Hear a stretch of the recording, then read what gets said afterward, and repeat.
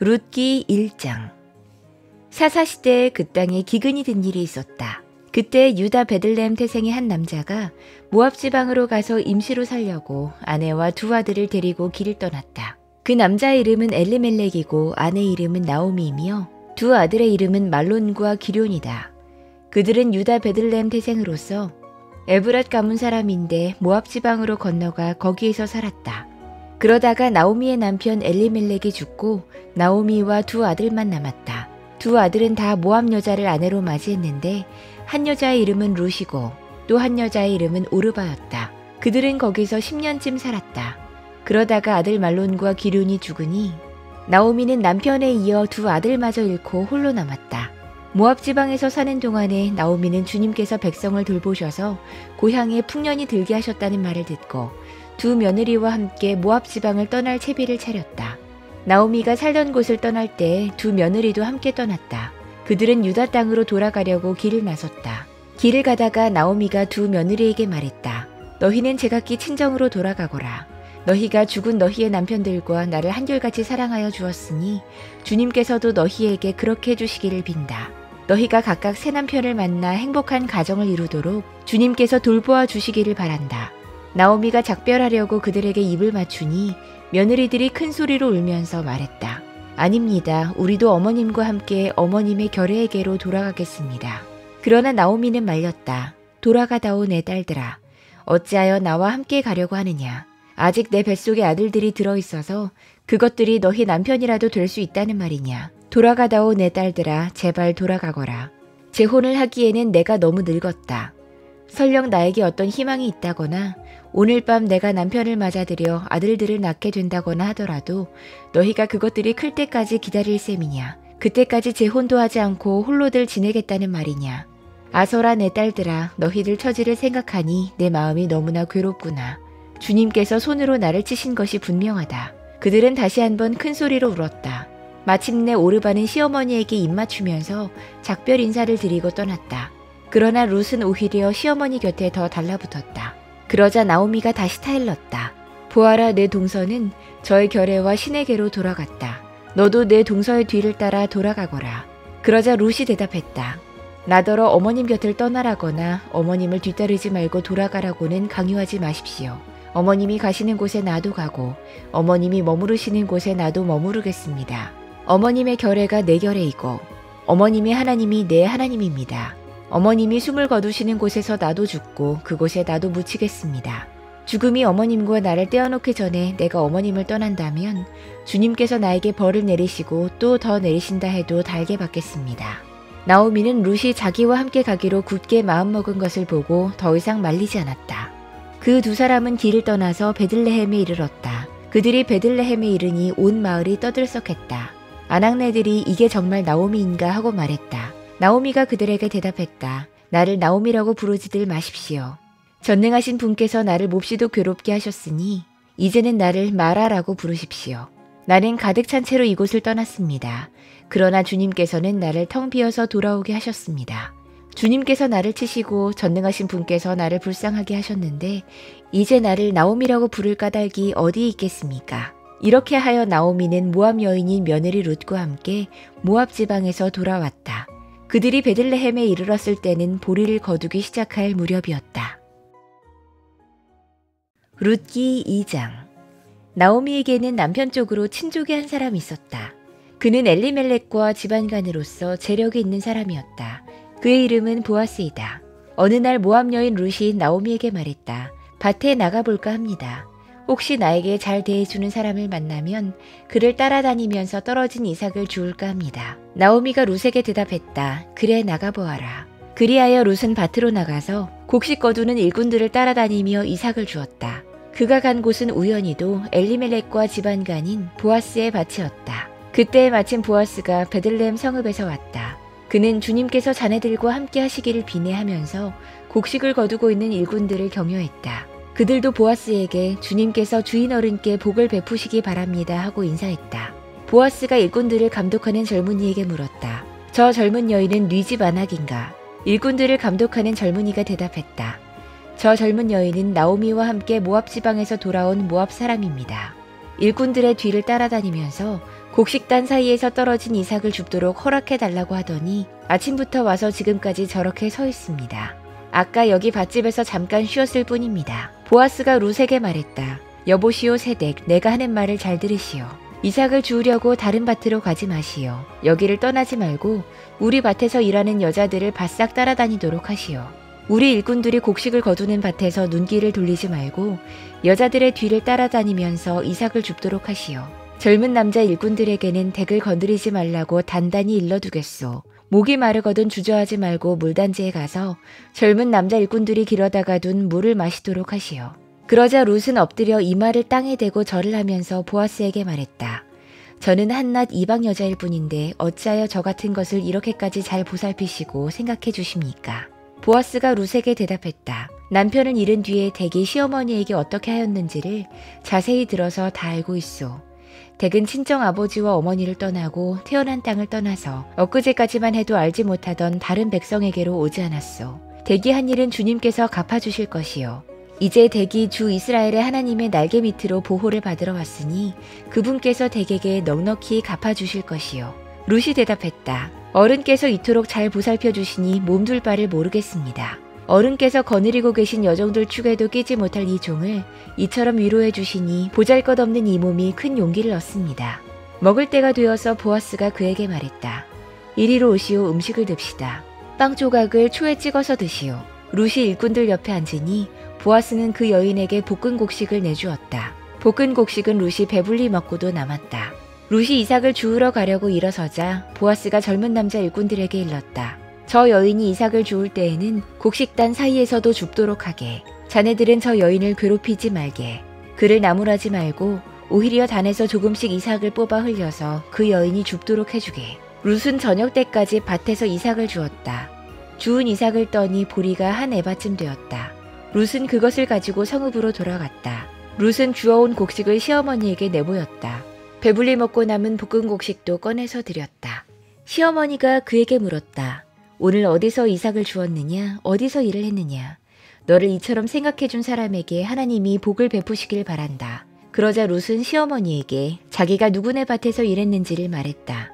오늘 내가 가서 일한 밭의 주인 이름은 보아스라고 합니다. 나오미가 며느리에게 말했다. 그는 틀림없이 주님께 복받을 사람이다. 그 사람은 먼저 세상을 뜬 우리 식구들에게도 자비를 베풀더니 살아있는 우리에게도 한결같이 자비를 베푸는구나. 나오미가 그에게 말을 계속했다. 그 사람은 우리와 가까운 사이다. 그는 집안간으로서 우리를 맡아야 할 사람이다. 모압 여인 룻이 말했다. 그뿐이 아닙니다. 그가 데리고 있는 젊은 남자 일꾼들이 곡식 거두기를 다 끝날 때까지 그들을 바싹 따라다니라고 했습니다. 나오미가 며느리 룻에게 말했다. 얘야 그가 데리고 있는 젊은 여자들과 함께 다니는 것이 좋겠구나. 젊은 남자 일꾼들에게 시달림을 받다가 다른 밭으로 가지 않아도 되니 말이다.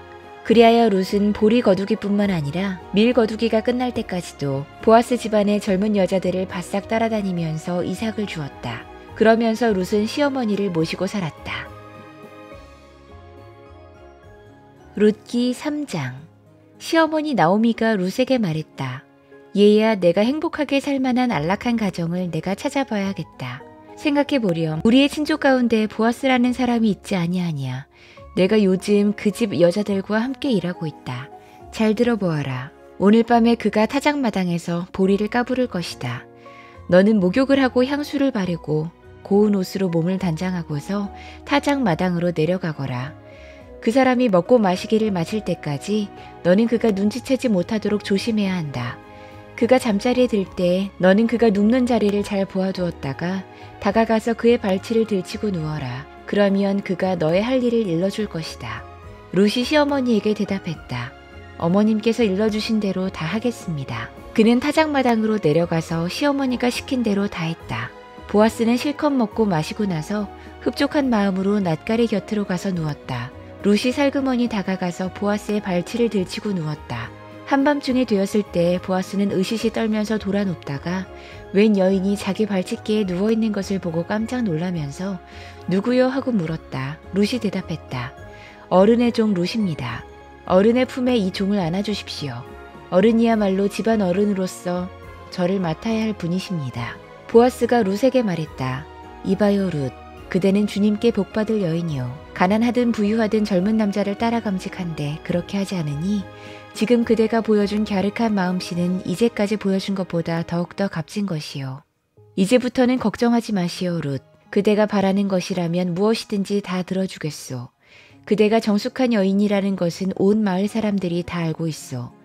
내가 집안간으로서 그대를 맡아야 할 책임이 있다는 것은 틀림없소. 하지만 그대를 맡아야 할 사람으로 나보다 더 가까운 친족이 한 사람 있어. 오늘 밤은 여기서 지내고 날이 밝거든 봅시다. 그가 집안간으로서 그대를 맡겠다면 좋소. 그렇게 하도록 합시다. 그러나 그가 그렇게 하지 않겠다면 그때는 내가 그대를 맡겠소. 이것은 내가 살아계신 주님을 두고 맹세하는 것이요. 아침까지 여기 누워있으시오. 룻은 새벽녘까지 그의 발치에 누워있다가 서로 얼굴을 알아보기 어려운 이른 새벽에 일어났다. 이것은 보아스가 그 여인이 타작마당에 와서 있었다는 것을 남들이 알아서는 안 된다고 말했기 때문이다. 보아스가 말했다. 걸치고 있는 겉옷을 이리 가지고 와서 펴서 꼭 잡으시오. 보아스는 룻이 겉옷을 펴서 잡고 있는 동안 보리를 6번 되어서 그에게 이어주고는 성읍으로 들어갔다. 룻이 시어머니에게 돌아오니 시어머니가 물었다. 얘야 어찌 되었느냐. 룻은 그 남자가 자기에게 한 일을 시어머니에게 낱낱이 말하고 덧붙여서 말했다. 6번이나 되어서 준 이 보리는 어머님께 빈손으로 가서는 안 된다고 하면서 바로 그가 손수 담아준 것입니다. 그러자 시어머니가 일렀다. 얘야 일이 어떻게 될지 확실해질 때까지 너는 가만히 기다리고 있거라. 아마 그 사람은 지금쯤 가만히 있지 않을 것이다. 이 일을 마무리 짓는데 오늘을 넘기지는 않을 것이다. 룻기 4장. 보아스가 성문이 회관으로 올라가서 앉아있는데 그가 말하던 집안간으로서의 책임을 져야 할 바로 그 사람이 마침 지나가고 있었다. 보아스가 그에게 여보시오 이리로 좀 올라와서 앉으시오 하고 말했다. 그러자 그가 올라와서 앉았다. 보아스는 성읍 원로 10사람을 청하여 그 자리에 함께 앉도록 했다. 그 사람들이 모두 자리에 와서 앉자 보아스가 집안간으로서 책임을 져야 할 사람에게 말했다. 모압 지방에서 돌아온 나오미가 우리의 친족 엘리멜렉이 가지고 있는 밭을 팔려고 내놓았소. 나는 이 사실을 분명히 알려드리오. 여기 앉아 계시는 분들과 우리 마을 어른들께서 보시는 앞에서 나는 당신이 그 밭을 사라고 말씀드리오. 당신이 집안간으로서의 책임을 지겠다면 그렇게 하시오. 그러나 집안간으로서의 책임을 지지 않겠다면 그렇게 하지 않겠다고 분명히 말해주시오. 당신이 집안간으로서의 책임이 있는 첫째 사람이요. 나는 그 다음이요. 그러자 그가 대답했다. 내가 집안간으로서의 책임을 지겠소. 보아스가 다시 말했다. 그렇다면 나오미의 손에서 그 밭을 사는 날로 고인의 아내인 모압 여인 룻도 아내로 맞아들여야 하오. 그렇게 해야만 그가 물려받은 그 유산이 고인의 이름으로 남게 될 것이요.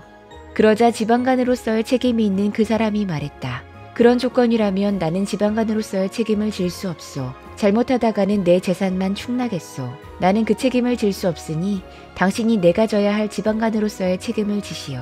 옛적의 이스라엘에는 유산매매나 물물교환과 같은 일을 법적으로 분명히 할 때에는 한쪽 사람이 다른 한쪽 사람에게 자기의 신을 벗어서 주는 관습이 있었다. 이스라엘에서는 이렇게 함으로써 일이 확정된다는 증거를 삼았다. 집안간으로서의 책임이 있는 그 사람이 보아스에게 당신이 사시오 하면서 자신의 신을 벗어주었다. 그러자 보아스가 원로들과 온 마을 사람들에게 선언했다. 여러분은 오늘 이 일의 증인입니다. 나는 엘리멜렉이 가지고 있던 모든 것과 기륜과 말론이 가지고 있던 모든 것을 나오미의 손에서 사겠습니다. 나는 말론의 아내인 모압 여인 룻도 아내로 맞아들여서 그 유산이 고인의 이름으로 남아있도록 하겠습니다. 그렇게 하여 고인의 이름이 그의 고향 마을에서도 끊어지지 않고 친족들 사이에서도 끊어지지 않도록 하겠습니다. 여러분은 오늘 이 일의 증인입니다. 그러자 성문 위에 회관에 모인 온 마을 사람들과 원로들이 대답했다. 우리가 증인입니다. 주님께서 그대의 집안으로 들어가는 그 여인을 이스라엘 집안을 일으킨 두 여인, 곧 라헬과 레아처럼 되게 해주시기를 빕니다. 에브랏 가문에서 그대가 번성하고 또한 베들레헴에서 이름을 떨치기를 빕니다. 주님께서 그 젊은 부인을 통하여 그대에게 자손을 주셔서 그대의 집안이 다말과 유다 사이에서 태어난 아들 베레스의 집안처럼 되게 하시기를 빕니다. 보아스는 룻을 아내로 맞이했다. 그 여인이 자기 아내가 되자 그는 그 여인과 동침했다. 주님께서 그 여인을 보살피시니 그가 임신하여 아들을 낳았다. 그러자 이웃 여인들이 나오미에게 말했다. 주님께 찬양을 드립니다. 주님께서는 오늘 이 집에 자손을 주셔서 대가 끊어지지 않게 하셨습니다. 그의 이름이 이스라엘에서 늘 길이어지길 바랍니다. 시어머니를 사랑하는 며느리, 7 아들보다도 더 나은 며느리가 아기를 낳아주었으니 그 아기가 그대에게 생기를 되찾아 줄 것이며 늙음하게 그대를 돌보아 줄 것입니다. 나오미가 그 아기를 받아 자기 품에 안고 어머니 노릇을 했다.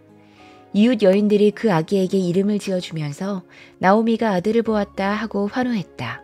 그들은 그 아기의 이름을 오벳이라고 했다. 그가 바로 이새의 아버지요 다윗의 할아버지다. 다음은 베레스의 계보이다. 베레스는 헤스론을 낳고 헤스론은 람을 낳고 람은 암미나답을 낳고 암미나답은 나손을 낳고 나손은 살몬을 낳고 살몬은 보아스를 낳고 보아스는 오벳을 낳고 오벳은 이새를 낳고 이새는 다윗을 낳았다.